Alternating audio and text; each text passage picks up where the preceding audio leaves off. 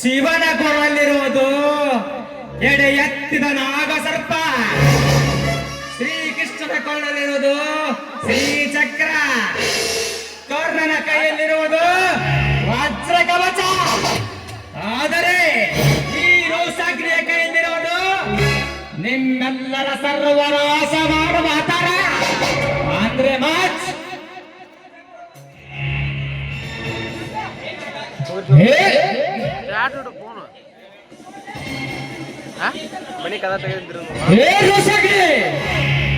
ನಾನೇ ಪುಂಡ, ನಾನೇ ಪ್ರಚಂಡ ಎಂದು ನಿನ್ನ ಪುಂಡಾಟಿಕೆಯಲ್ಲಿ ನಡೆಸಿದರೆ ಇಂದೇ ನಿನ್ನ ಪ್ರಾಣ ಪಕ್ಷ ಹಾರುವುದು ಖಂಡಿತ. ಎಚ್ಚರ ಮಗನೇ.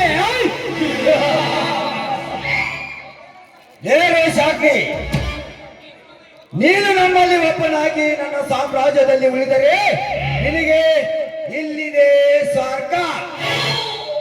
ಅಂದರೆ ನಿನ್ನ ಮಾತಿನ ಅರ್ಥ ನಮ್ಮ ವೈರಿಗಳನ್ನು ಕೊಲೆ ಮಾಡಬೇಕು. ನನ್ನಿಂದ 15 ಲಕ್ಷ ರೂಪಾಯಿ ಬೆಲೆ ಬಾಳುವ ಮರವನ್ನು ಕಡಿದು ಆ ಪ್ರಶಾಂತನ ಮನೆತನವನ್ನು ಸರ್ವನಾಶ ಮಾಡಿದರೆ ನಿನಗೆ 10 ಲಕ್ಷ ರೂಪಾಯಿ ಹಣವನ್ನು ದಾನವಾಗಿ ಕೊಟ್ಟು ಬಿಡುವೆ.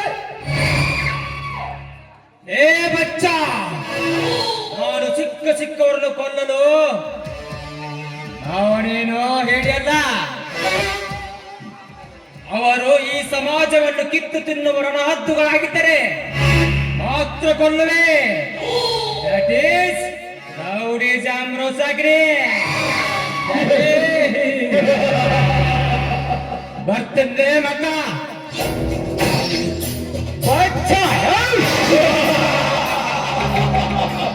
ಬಚ್ಚನಲ್ಲ ಮಗನೇ ನೀನು. ಈ ಕೆರಳಿದ ಸಾಹಸ 2 ಜೋಡಿಗಳಿಗೆ ಸವಾಲು ಹಾಕಿರುವ ಕಾಂಡು ನೀನು.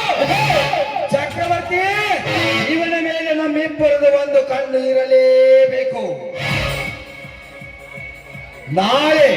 ನಾಳೆನೇ ತೋಟದಲ್ಲಿ ಆ ಪ್ರಶಾಂತನ ಮಣಿತನವನ್ನು ಸರ್ವನಾಶ ಮಾಡಲೇಬೇಕು.